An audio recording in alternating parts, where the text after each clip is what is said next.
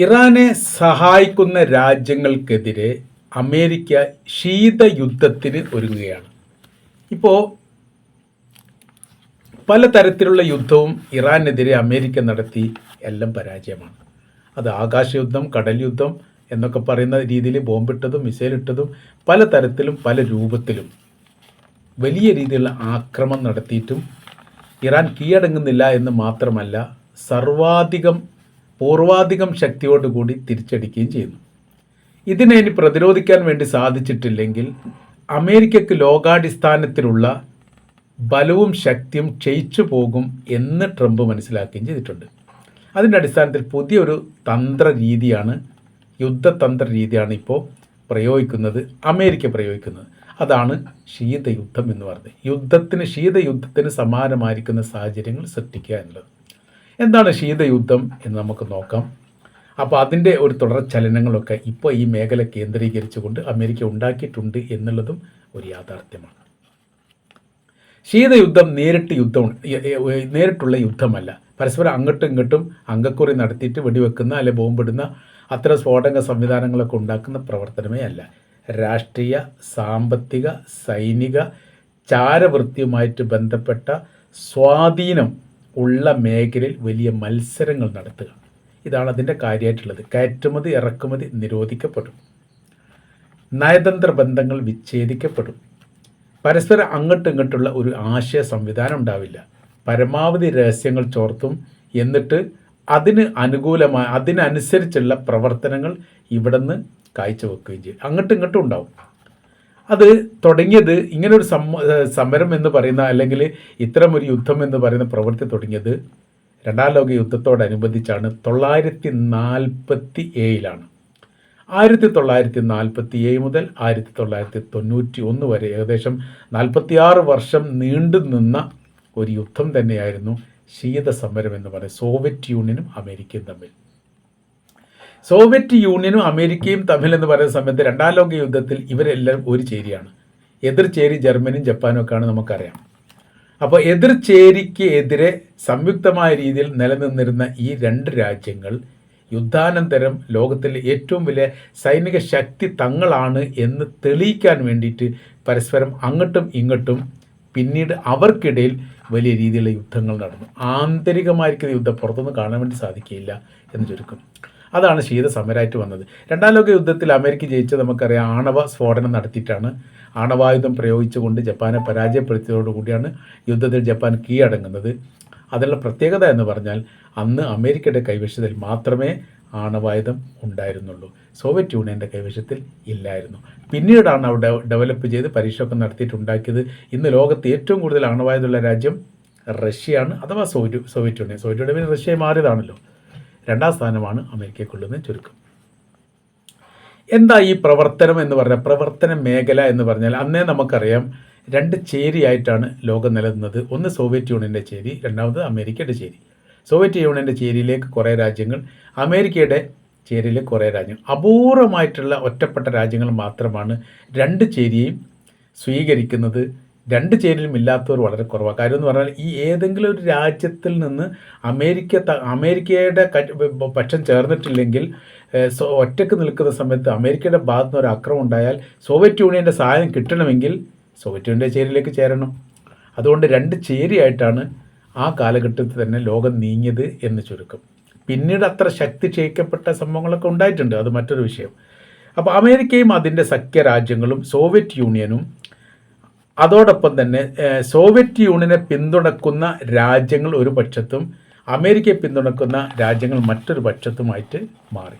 Vietnam, Afghan ഇതിൻ്റെ ഉദാഹരണമാണ്. ഇത് സോവിയറ്റ് യൂണിയനെ പിന്തുണക്കുന്ന രാജ്യമായിരുന്നു. ഈ രണ്ട് രാജ്യങ്ങളിലും ആ കാലഘട്ടത്തിൽ യുദ്ധമുണ്ടായിട്ടുണ്ട്. ജയിച്ചിട്ടില്ല എന്ന് മറ്റൊരു രീതിയാണത്. അൽ-ഖ്വയ്ദ സൃഷ്ടിക്കപ്പെട്ടത് ഈ കാലഘട്ടത്തിലാണ് എന്നൊരു പ്രത്യേകത ഉണ്ട് കേട്ടോ. അപ്പോൾ നമുക്ക് നോക്കാം. 1979 USSR അഫ്ഗാനിസ്ഥാനിൽ സൈനിക നടപടി ആരംഭിച്ചു. അത് മറ്റൊരു തരത്തിലേക്ക് നീങ്ങാണ്.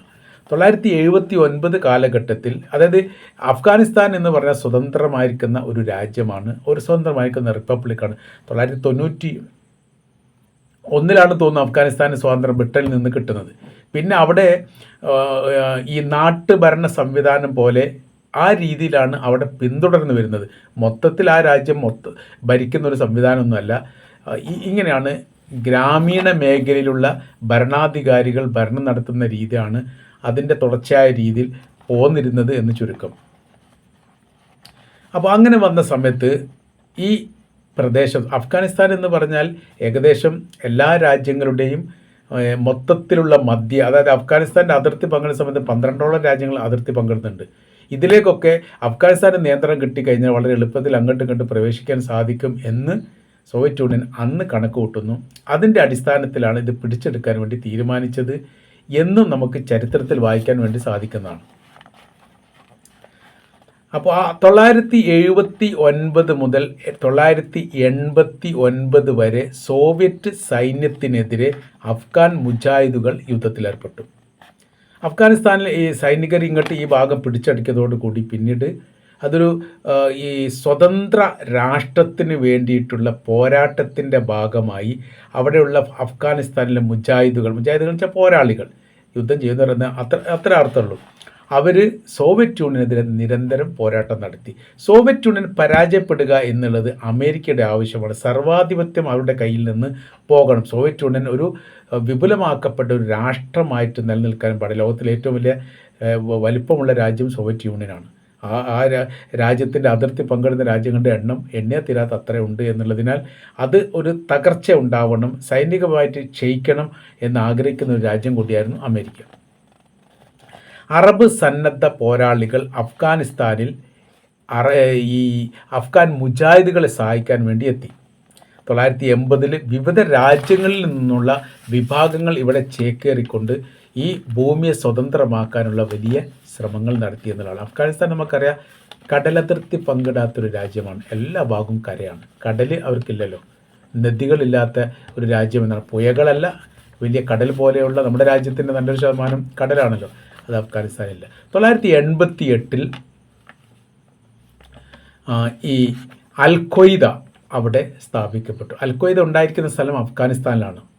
അവിടെ 988 കാലഘട്ടത്തിലാണ് ആ ഭീകര സംഘടന ഉണ്ടാകുന്നത്.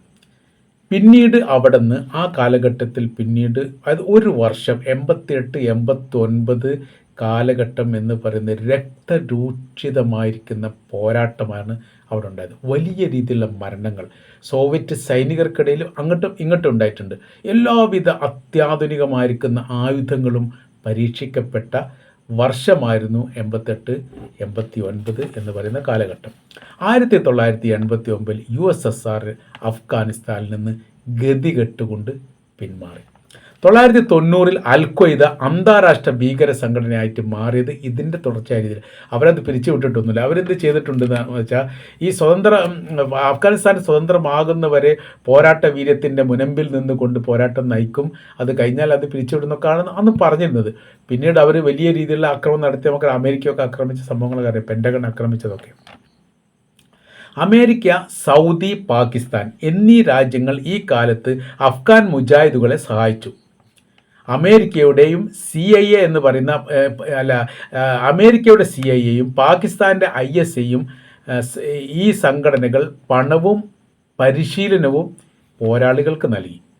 അമേരിക്കയുടെ സ്വപ്നം സഫലീകരിക്കാൻ വേണ്ടിയിട്ട് അമേരിക്ക ഇവരോടൊപ്പം ചേർന്നു. അത് യഥാർത്ഥത്തിൽ ഇവിടെ അഫ്ഗാനിസ്ഥാനിൽ ഇവിടെ മുസ്ലിം രാജ്യം വരിക, ആ രാജ്യം സ്വതന്ത്രമാകുക എന്നുള്ളതല്ല അമേരിക്കയുടെ ഉദ്ദേശം. അമേരിക്കയുടെ ഉദ്ദേശം എന്ന് പറഞ്ഞാൽ സോവിയറ്റ് യൂണിയന് തകർച്ച ഉണ്ടാകണം എന്നുള്ളതാണ്. പാകിസ്ഥാൻ്റെയും സൗദി അറേബ്യയുടെ ഉദ്ദേശം എന്ന് പറഞ്ഞാൽ ഇവിടെ ഒരിക്കലും സോവിയറ്റ് യൂണിയൻ്റെ കൺട്രോൾ വരാൻ പാടില്ല. കാരണം അത് പ്രത്യയശാസ്ത്ര വിരുദ്ധത അവിടെ നിലനിൽക്കുന്നുണ്ട്. സോവിയറ്റ് യൂണിയൻ അന്ന് കമ്മ്യൂണിസ്റ്റ് രാജ്യമാണ്, കമ്മ്യൂണിസ്റ്റ് പ്രത്യയശാസ്ത്ര രാജ്യമാണ്. പാകിസ്ഥാനാണെങ്കിലും സൗദി അറേബ്യ ആണെങ്കിലും ഇസ്ലാമിക പ്രത്യയശാസ്ത്രമാണ്. ഈ ദൈവവിശ്വാസികളല്ലാത്ത കമ്മ്യൂണിസവുമായിട്ട് ഒരു തരത്തിലും അംഗീകരിക്കാനോ സഹകരിക്കാനോ സാധ്യമല്ല എന്ന് വിശ്വസിക്കുന്ന തീവ്ര ചിന്താഗതിക്കാരായിരിക്കും നല്ലൊരു വിഭാഗം ആ കാലഘട്ടത്തിൽ തന്നെ പാകിസ്ഥാനിലുണ്ടായിരുന്നു. അവരൊക്കെ സംയുക്തമായി ഈ യുദ്ധവുമായിട്ട് ബന്ധപ്പെട്ട് ഇടപെടൽ നടത്തിയിട്ടുണ്ട് എന്നുള്ളതാണ്. കാര്യം എന്ന് പറഞ്ഞാൽ പാകിസ്ഥാൻ്റെ അതിർത്തിയാണ് അഫ്ഗാനിസ്ഥാൻ എന്ന് പറയുന്നത്. അവർക്ക് ഇങ്ങോട്ട് കയറി വന്നാൽ മതി, അത്രേ ഉള്ളൂ. അപ്പോൾ ഇവിടെ ആ കാലഘട്ടത്തിൽ എന്തായിട്ടുണ്ട്, അമേരിക്ക വിജയിച്ചായിട്ട് പ്രഖ്യാപിച്ചു. അതോടൊപ്പം തന്നെ ഈ അഫ്ഗാനിസ്ഥാൻ സ്വതന്ത്രമായിട്ട് അവരും പ്രഖ്യാപിച്ചു. അപ്പോൾ എന്തുണ്ടായി, സർവാധിപത്യം അമേരിക്കയിലേക്ക് ഒതുങ്ങിക്കൂടി സോവിയറ്റ് യൂണിയൻ അവിടെ പരാജയം സമ്മതിക്കേണ്ടി വന്നു. അപ്പോൾ നമ്മൾ ഈ പറയുന്നത് എന്താണ്? ഒരു ഉപരോധം ഏർപ്പെടുത്തിയിട്ട് ഇറാനെ പരാജയപ്പെടുത്താൻ അമേരിക്ക ശ്രമിക്കുന്നു എന്ന് പറഞ്ഞാൽ ഇറാനും അമേരിക്കയും തമ്മിൽ നേർക്കുനേരെ സാമ്പത്തിക വിഷയത്തിൽ, സാമ്പത്തിക ഉപരോധവുമായിട്ട് ബന്ധപ്പെട്ട വിഷയത്തിലൊക്കെ അതിജീവിക്കാൻ സാധിക്കും. അതിനിപ്പോൾ തന്ത്രങ്ങൾ മാറ്റിയിട്ട് അവരെന്താ ചെയ്യുന്നത്? അവർ ഇറാനുമായിട്ട് സഹകരിക്കുന്ന, സഹായിക്കുന്ന രാജ്യങ്ങൾക്ക് ഉപരോധം ഏർപ്പെടുത്തുക. ആ രീതിയിലാണ്. അതിപ്പോൾ ചൈനയോടും റഷ്യയോടും ഇതിന് മുമ്പ് ഒരു ഭീഷണി സ്വരത്തിലൊക്കെ അമേരിക്ക പറഞ്ഞിട്ടുണ്ട്. അതിന് തിരിച്ചടി ആയിട്ട് ഈ ചൈനന് മറുപടി നൽകിയിട്ടുണ്ട്. ഇറാൻ എന്ന് പറയുന്ന രാജ്യം എത്രത്തോളം പെട്രോൾ നൽകുമെന്നോ അത്രത്തോളം സ്വീകരിക്കാൻ ഞങ്ങൾ തയ്യാറാണ്, ഞങ്ങൾക്കതിന് അമേരിക്ക വിഷയമൊന്നും അല്ല എന്ന് പറഞ്ഞു. അപ്പോൾ ചോദ്യമായി, മറുപടിയായി. അപ്പോൾ അവർ ഒതുങ്ങില്ല എന്ന് ഉറപ്പായി.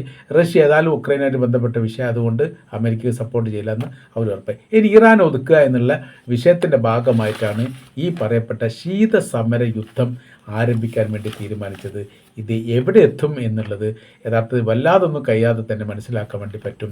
അമേരിക്ക ഇപ്പോൾ എടുക്കുന്ന എല്ലാ അടവുകളും തന്ത്രങ്ങളും ഈ തകർന്നു വീഴുന്ന ഒരു കാഴ്ച തന്നെയാണ് നമ്മൾ ഈ കുറഞ്ഞ കാലത്തിനിടയിൽ കണ്ടുകൊണ്ടിരിക്കുന്നത്. അത് ചരിത്രത്തിൽ മുമ്പ് ഇല്ലാത്തതാണ് എന്നുകൂടി നമുക്ക് വായിച്ചെടുക്കാൻ വേണ്ടിയിട്ട് സാധിക്കുന്നതാണ്.